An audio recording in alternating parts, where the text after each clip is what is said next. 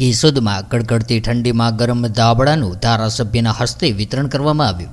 માનવ સેવા એ જ પ્રભુ સેવાને ઉક્તિને સાર્થક કરવા કેશોદના યુવાનો જીતુભાઈ પટેલ, સુદર્શન મેડિકલ અને નીરવભાઈ કરડાણી, ભૂપતભાઈ જસાણી દ્વારા શહેરમાં જાહેર સ્થળોએ રાત્રિના સૂતા દરિદ્ર નારાયણને કડકડતી ઠંડીમાં હૂંફ આપવા ગરમ ધાબળા ઉઢાડીને વિતરણ કરવાનું નક્કી કરવામાં આવ્યું હતું. ત્યારે કેશોદના ધારાસભ્ય દેવાભાઈ માલમ અને નગરપાલિકાના પ્રમુખ મેહુલભાઈ ગોંડલિયાને સાથે રાખીને રાત્રિના 11 વાગ્યાની આસપાસ જાહેર રસ્તે, દુકાનોના ઓટલે અને બસ સ્ટેન્ડ અને રેલવે સ્ટેશન વિસ્તારમાં રાતવાસો કરતા ભિક્ષુકો, શ્રમિકોને ગરમ ધાબળા ઓઢાડીને વિતરણ કરવામાં આવ્યું હતું.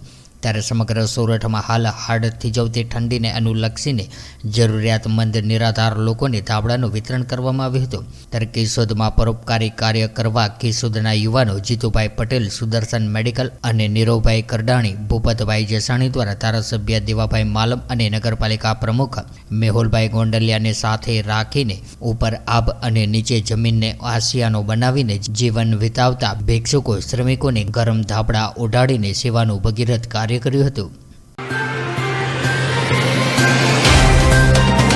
तो व्हाट्सएप, ट्विटर, फेसबुक, इंस्टा जहाँ भी आपका अकाउंट है, इसे शेयर बटन के द्वारा वहाँ पर शेयर करें.